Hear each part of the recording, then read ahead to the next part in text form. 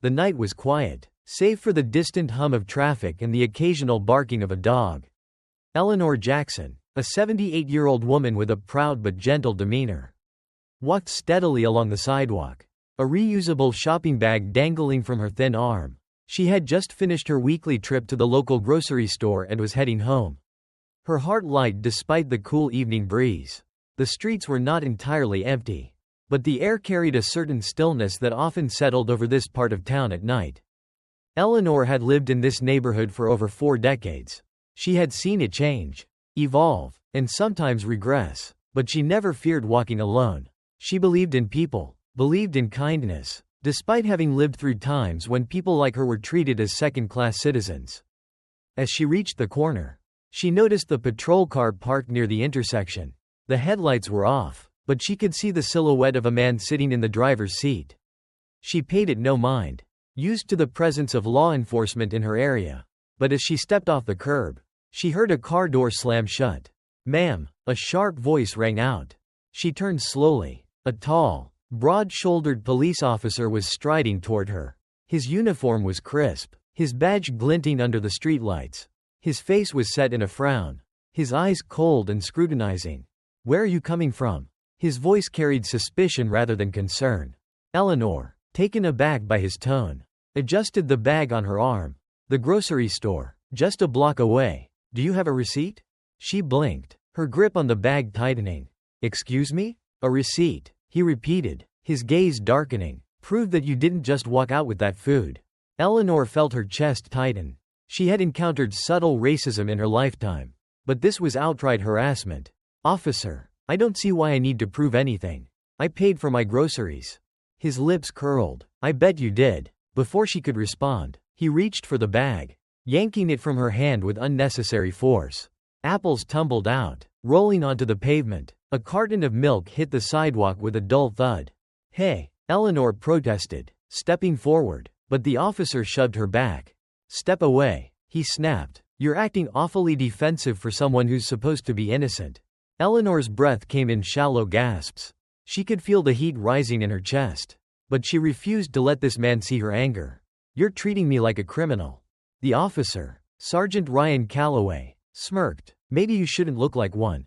And with that, he grabbed her wrist. The rough grip sent a jolt of pain up her frail arm. And before she knew it, she was being forced to the ground. The cold pavement met her knees, and a gasp of pain escaped her lips. Around them, a few passers-by had stopped, their phones raised, recording. Murmurs of disbelief filled the air. But Ryan didn't seem to care. He twisted Eleanor's wrist, ignoring her wince of pain. "You people always play the victim," he muttered under his breath. Eleanor, despite the humiliation, met his gaze. Her voice, though weak, was steady. "You will regret this." Ryan laughed. "Yeah? And why's that?" Eleanor did not answer. She didn't need to. Somewhere deep inside her, she knew this moment would not be forgotten. The video spread like wildfire. Within hours, the footage of Sergeant Ryan Calloway throwing an elderly black woman to the ground had flooded social media. News outlets picked up the story, running headlines that sent shockwaves through the community. Elderly black woman assaulted by police officer over groceries.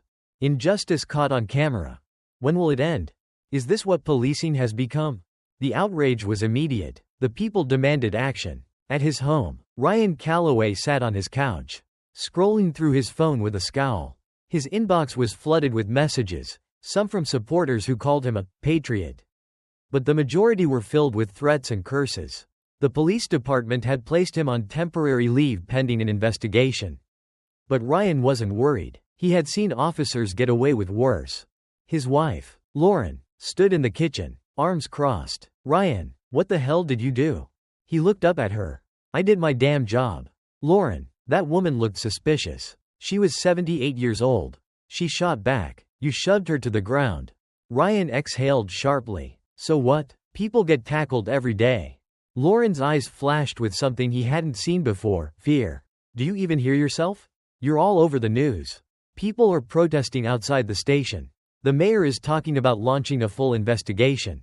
Ryan rolled his eyes. This will blow over. But he was wrong. Because at that very moment, in Washington, D.C., James Jackson, Vice President of the United States, was watching the same video. His hands trembled as he gripped the phone, his jaw tightening with every second of footage. His mother, his sweet, loving mother, pushed to the ground like she was nothing. James had spent his entire career fighting for justice. He had worked to change policies, to build a better system. But now, the fight had become personal. He set his phone down, took a deep breath, and turned to his chief of staff. "Call the Attorney General," he said, his voice like steel. "I want that officer investigated, indicted, and removed, immediately." The streets of the city swarmed with protesters. Thousands gathered, holding signs that bore Eleanor's name. "Justice for Eleanor. End police brutality. We will not be silent." The mayor, under immense pressure, announced a formal inquiry into Sergeant Ryan Calloway's actions. The department scrambled to contain the backlash. But it was too late. The people had decided that they would not let this be just another case swept under the rug. Inside the police department, Ryan was called into the captain's office. "You need to lay low," his captain warned. "This is bigger than you think." Ryan scoffed. "So, what? You're going to throw me under the bus?" The captain leaned forward. "You assaulted the mother of the Vice President of the United States. You idiot. Do you understand what that means?" Ryan's blood ran cold. He hadn't known. He had thrown James Jackson's mother to the ground. For the first time, a ripple of fear moved through him. And outside, the chants continued. "Justice for Eleanor." The Attorney General's office moved swiftly.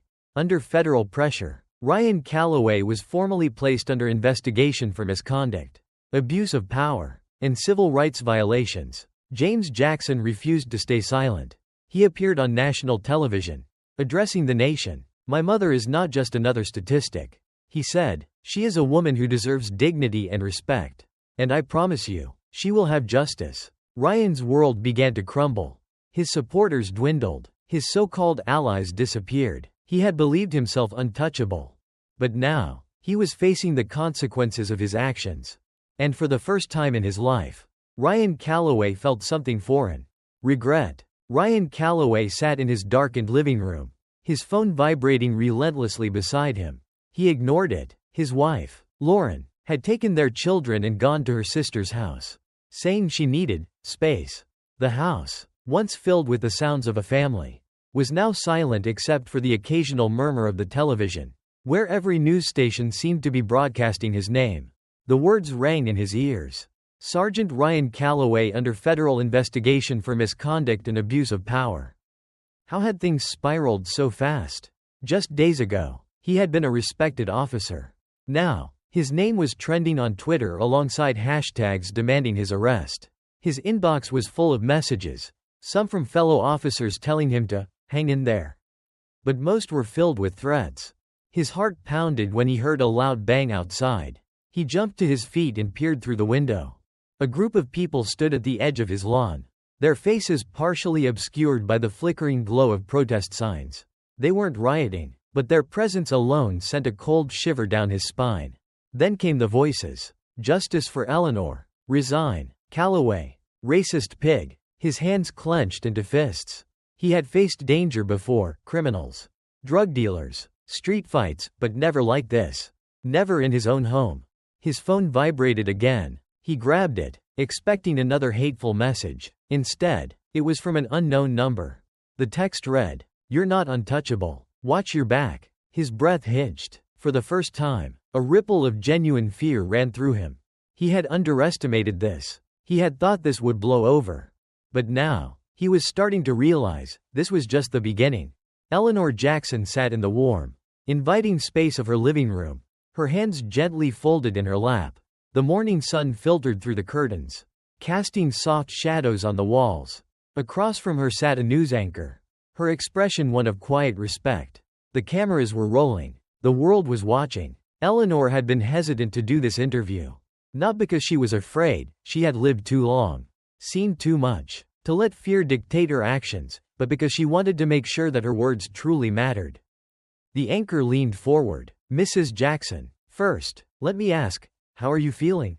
Eleanor let out a breath. "I am tired. I have lived through segregation, through Jim Crow, through years of injustice. And yet, here we are, in 2025, and a black woman, an old woman, Still cannot walk home from the grocery store without being treated like a criminal. The anchor nodded solemnly. Many people are outraged on your behalf. There are protests across the country. Your son, Vice President James Jackson, has called for a full investigation. How do you feel about the attention this case has received? Eleanor hesitated. She could feel the weight of her words before she even spoke them. I did not want to become a symbol. I did not ask for this fight. But if my suffering can bring about change, then I will carry this burden. The anchor glanced down at her notes. Some people say that Sergeant Calloway was just doing his job. That perhaps it was an overreaction. But not a crime. What do you say to them? Eleanor lifted her chin. There is a difference between enforcing the law and abusing it. That man saw my skin color and decided I was guilty of something before I even opened my mouth. He did not see an elderly woman, a mother, a teacher who spent 40 years educating children. He saw a black woman and decided that was enough. The anchor nodded. What would you say to Sergeant Calloway if he were watching this right now? Eleanor exhaled slowly, her voice calm but firm. I would say, you do not know me. You do not know the weight of the history you carry on your back. But now, you will learn, because there are consequences for hate. The interview ended, but Eleanor knew this was far from over. The courtroom was packed. Journalists, activists, and everyday citizens filled every available seat. Outside, protesters chanted, their voices echoing through the marble halls of the courthouse. Ryan Calloway sat at the defendant's table, wearing a suit that suddenly felt too tight around his neck. His lawyer sat beside him, flipping through a thick folder of case notes. Across the room, seated among a team of federal prosecutors, was the Vice President of the United States, James Jackson. Ryan avoided looking at him. The judge entered. The room rose, then sat as the proceedings began. The prosecution wasted no time. They played the video, the same footage that had gone viral. The entire room watched as Ryan shoved Eleanor Jackson, as she fell to the ground, as he sneered down at her like she was nothing. Ryan's stomach twisted. Seeing it on a screen, seeing it from the perspective of the world, made it look so much worse than it had felt in the moment. The lead prosecutor, a sharp-eyed woman named Vanessa Cruz, stepped forward. Sergeant Calloway, she said, her voice firm, do you deny that you assaulted Mrs. Jackson? Ryan clenched his jaw. I was enforcing the law. You were enforcing the law? Cruz repeated, tilting her head. Can you tell me what law states that elderly black women cannot carry groceries? A ripple of laughter ran through the crowd. The judge banged his gavel. Ryan's lawyer interjected. Objection. Argumentative. Sustained. The judge said. Cruz didn't blink. Sergeant Calloway, have you ever used excessive force before? Ryan hesitated. No. Cruz turned to the screen. Your Honor, I would like to submit into evidence multiple complaints against Sergeant Calloway for excessive force. Specifically against black citizens. Ryan's blood turned to ice. His past was coming back to haunt him. And as the evidence was laid bare before the court, he realized, this trial was not just about Eleanor Jackson. This trial was about every person he had ever wronged. The weight of the trial pressed down on Ryan like a stone tied around his neck.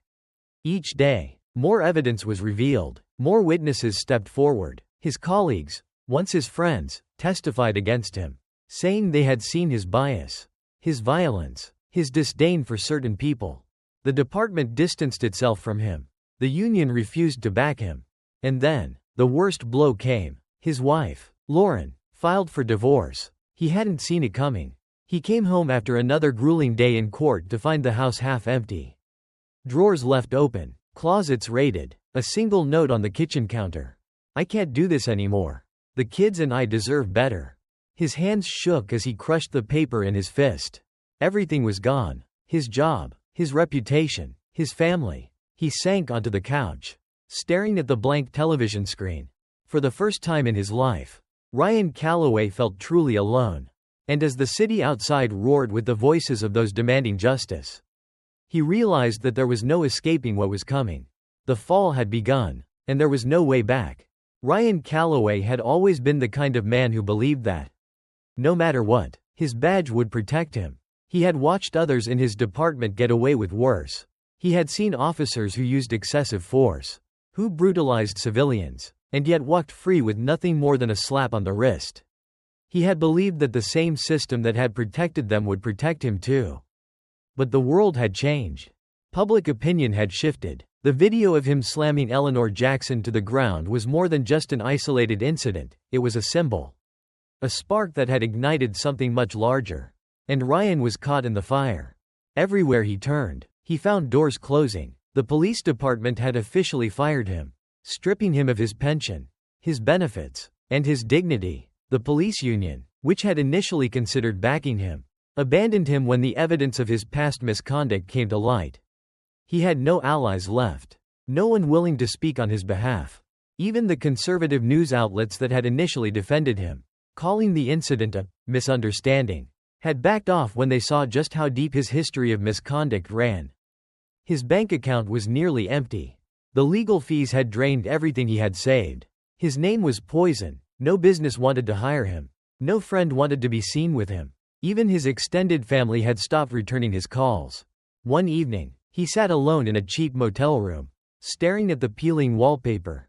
A half-empty bottle of whiskey sat beside him, and his gun lay on the nightstand. He thought about picking it up, pressing it against his temple, ending it all. But then he thought about them. The people who had turned against him. The media, the politicians, the protesters in the streets, the Jacksons, and hatred flared inside him. No, he wouldn't give them the satisfaction. He would survive. Somehow, he would find a way back. Ryan had spent years ignoring his past, but now it had come back with a vengeance. As he sat in his motel room, scrolling through articles about himself, he stumbled upon something that sent a chill down his spine. A former colleague of his, Officer Daniel Brooks, had spoken out against him. Daniel had worked with Ryan for over a decade, and for years, they had been friends. But now, Daniel was on the news, giving interviews about how he had witnessed Ryan's behavior firsthand. He had a pattern, Daniel was saying. Ryan always treated black civilians differently. He never said it outright, but you could see it in the way he handled situations. He was quick to escalate when he didn't need to, quick to get violent when it wasn't necessary. Ryan's hands clenched into fists. Daniel continued, his expression serious. There were complaints. People tried to report him. But back then, the department covered for him. Now, with everything out in the open, I think it's time we acknowledge the truth. Ryan slammed his phone down. Daniel was a traitor, just like everyone else. But what scared Ryan the most was the realization that, deep down, Daniel was telling the truth. For years, Ryan had prided himself on being a tough cop. He had told himself that his actions weren't about race, that he was just doing his job. But now, as he sat alone in a filthy motel room, abandoned by the very system he had once believed in, he was beginning to see himself through the world's eyes. And for the first time, the image that stared back at him was ugly. Days turned into weeks, and Ryan found himself living like a ghost. His savings had run dry, and he was forced to move from motels to sleeping in his car. The protests had died down, but the damage was done. He was forever marked as the man who had assaulted Eleanor Jackson. One afternoon, as he sat in his car outside a gas station, sipping a stale cup of coffee, he heard a knock on his window. He turned, expecting a police officer telling him to move along. But when he saw who was standing there, his stomach twisted into knots. James Jackson. Ryan's breath caught in his throat. The Vice President of the United States stood outside his car, wearing a dark suit, his expression unreadable. Ryan hesitated before lowering the window. "What do you want?" His voice was hoarse, bitter. James studied him for a moment before speaking. "Get out of the car." Ryan narrowed his eyes. "Why the hell would I do that?" "Because I'm not here as the Vice President. I'm here as a son." There was something in James's tone that made Ryan pause. Slowly, he pushed open the door and stepped out. They stood there, facing each other in the parking lot. Two men who had once lived in completely separate worlds, now bound together by a single, brutal moment. James exhaled. "Do you understand what you did?" Ryan swallowed hard, but said nothing. James took a step closer. "I've spent my entire life fighting for justice. And when I saw what you did to my mother, I wanted you to suffer. I wanted to see you lose everything. Just like you've made so many others lose." Ryan tensed, expecting another lecture, another reminder of his failures. But instead, James's voice softened. "But now I see you. And I realize, You've already lost everything." Ryan's throat tightened. He wanted to lash out, to tell James that he didn't need his pity. But the words wouldn't come. James studied him. "I don't believe in letting hatred win. My mother doesn't either. That's why she told me to find you." Ryan's head snapped up. "She told you to find me?" James nodded. "She said that a man like you, who's been broken, humiliated, left with nothing, has two choices. Either he lets his hate consume him, or he learns from it." Ryan looked away. "And what if I don't want to learn?" "Then you'll rot in your own misery," James said simply. "And that'll be the end of your story." Ryan let the words settle in. For the first time in weeks, he felt something other than anger. He felt the weight of his own choices. And it terrified him. Ryan didn't know why he went. Maybe it was curiosity. Maybe it was guilt. Or maybe, just maybe, it was the small, quiet voice in the back of his head that had started to whisper, "It's time to change."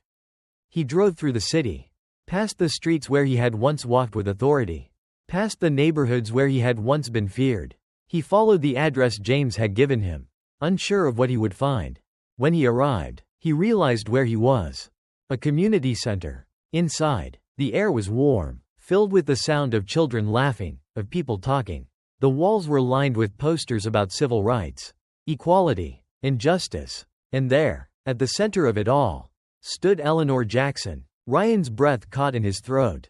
She looked up and saw him. For a long moment, neither of them spoke. Then, slowly, Eleanor walked toward him. Ryan swallowed hard. I don't know why I'm here."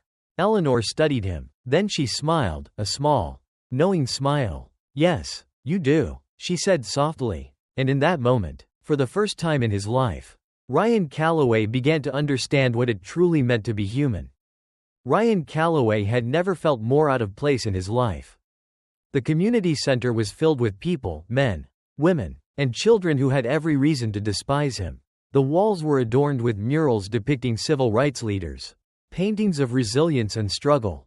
There were photographs of marches, of protests, of hands joined together in defiance of injustice. And yet, here he was. He had spent most of his career seeing places like this as breeding grounds for troublemakers. People who complained too much instead of following the rules. But now, standing in the heart of the very community he had once looked down on, he realized something. He had never truly seen them at all. Eleanor Jackson had guided him to a small room in the back of the center. It was lined with shelves of books, history books, legal studies, memoirs of black men and women who had endured, fought, and risen above systemic oppression. She gestured for him to sit, and then she sat across from him. For a long moment, neither of them spoke. Finally, Eleanor broke the silence. "Why are you here, Ryan?" He exhaled, his fingers tapping against his knee. "I don't know." Her gaze was piercing, unyielding. "Try again." He swallowed. "James came to see me. Told me you wanted me to come." Eleanor nodded, but her expression didn't change.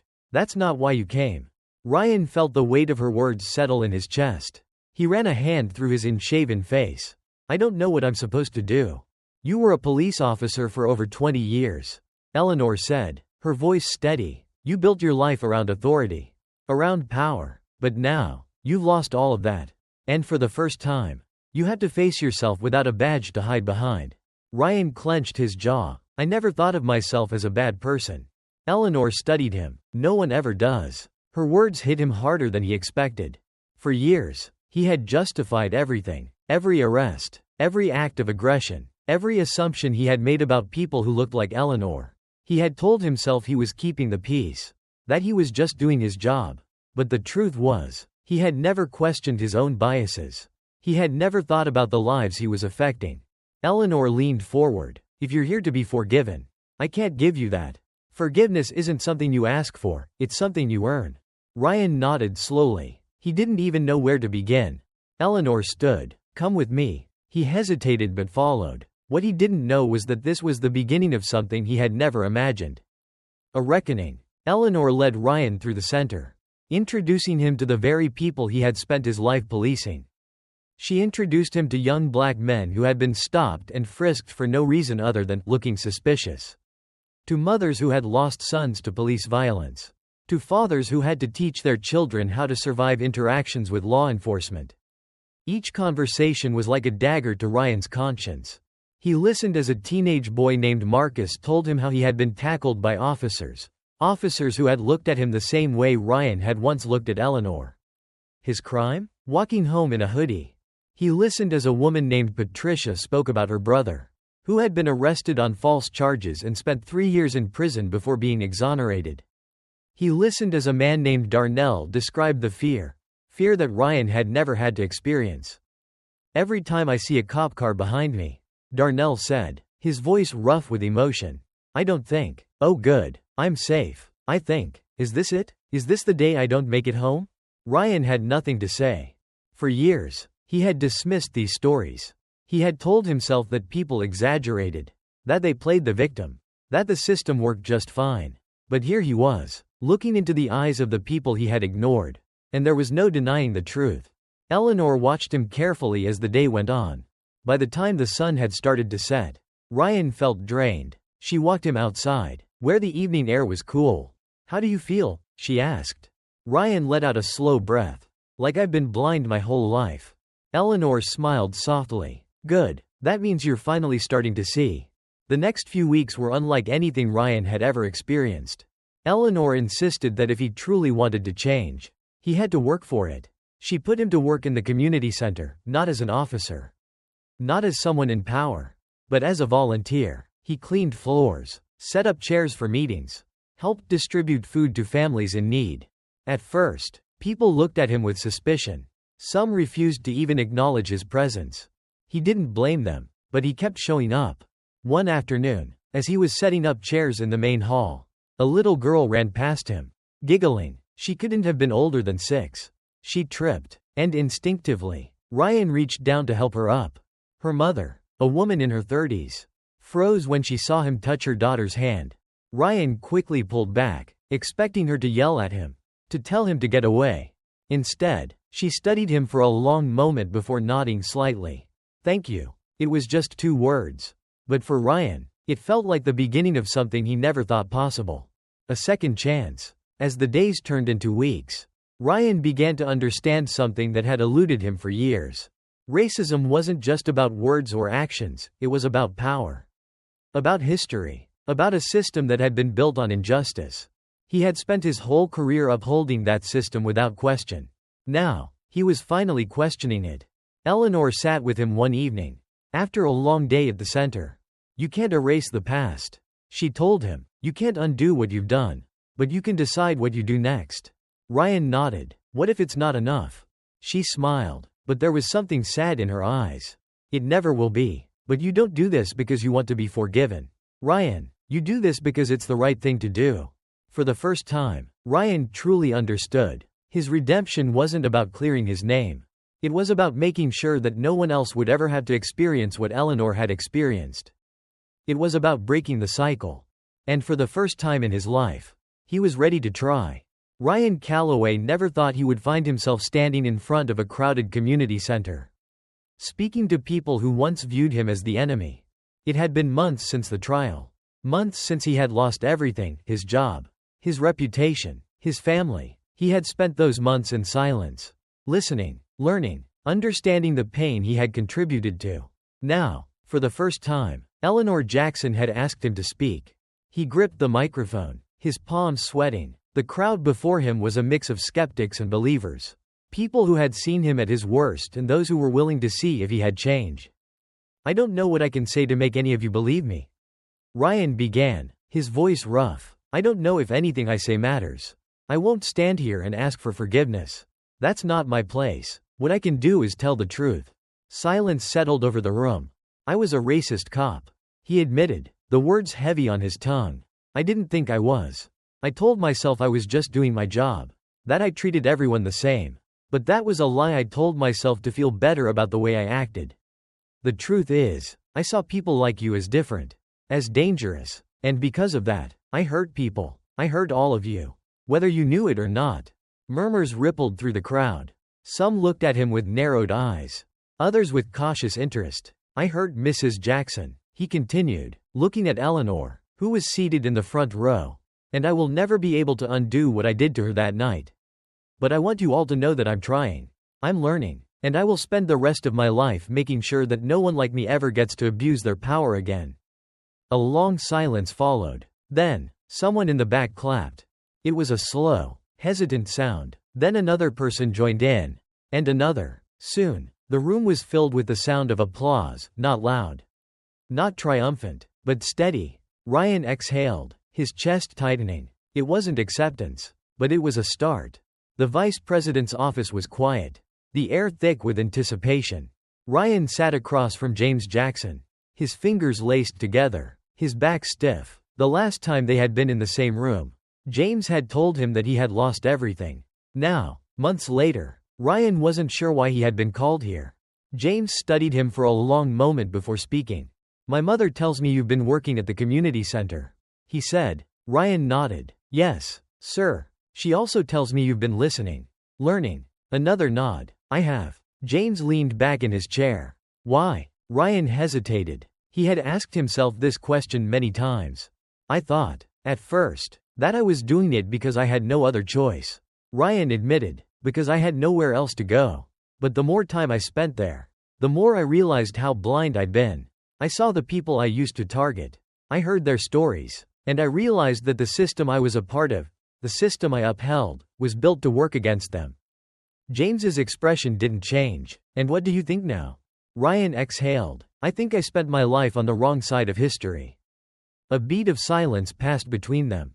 Then, James nodded. "You're not wrong." Ryan swallowed hard. "I don't expect you to forgive me." James let out a breath. "Forgiveness isn't mine to give. But I will say this, you have a choice. You can spend the rest of your life trying to make things right. Or you can let guilt eat you alive." Ryan nodded slowly. "I want to make things right." James studied him for a moment longer, then reached into his desk and slid a folder across the table. Ryan hesitated before picking it up. Inside were documents, policy proposals, reform initiatives. "We need people who understand the system from the inside," James said. "People who can help dismantle it. My office is putting together a task force on police reform. I want you to be a part of it." Ryan's breath caught in his throat. He had expected judgment. He had expected rejection. He had never expected this. The first meeting of the Police Reform Task Force was held in a government building in Washington, D.C. Ryan sat at a long table surrounded by activists, lawyers, and former law enforcement officers. Some of them looked at him with open distrust, others with curiosity. He understood. He had been on the other side for too long. A woman named Angela Davis, a civil rights lawyer, led the meeting. She introduced the key issues: racial profiling, excessive force policies, accountability measures. Ryan listened, absorbing every word. Then, Angela turned to him. "Sergeant Calloway," she said, her tone cool but professional. "You spent 20 years as a police officer. From your perspective, what's the biggest problem with law enforcement today?" Ryan cleared his throat. "The problem is that officers are trained to see certain people as threats before they even open their mouths. We're taught to control, not to de-escalate. We're given power, but not the education to understand the communities we serve. And worst of all, we're taught to protect our own, even when we know they've done something wrong." A few people nodded. Others remained skeptical. Angela leaned forward. "And what would you do to fix that?" Ryan exhaled. "Hold officers accountable, change the way they're trained, and most importantly, change the way we recruit. Too many cops join the force because they want power, not because they want to serve." There was a beat of silence. Then Angela nodded. "Good, let's get to work." For the first time, Ryan felt like he was doing something that mattered. Not as a police officer, but as a man who had finally opened his eyes. Eleanor Jackson sat on her porch, rocking slowly in her chair, watching the sunset. Ryan stood beside her, hands in his pockets, feeling the weight of everything that had led him here. "You've come a long way," Eleanor said, her voice soft but strong. Ryan nodded. "I still have a long way to go." Eleanor chuckled. "Good, that means you're still learning." Ryan turned to her. "Do you think I'll ever be able to make up for what I did?"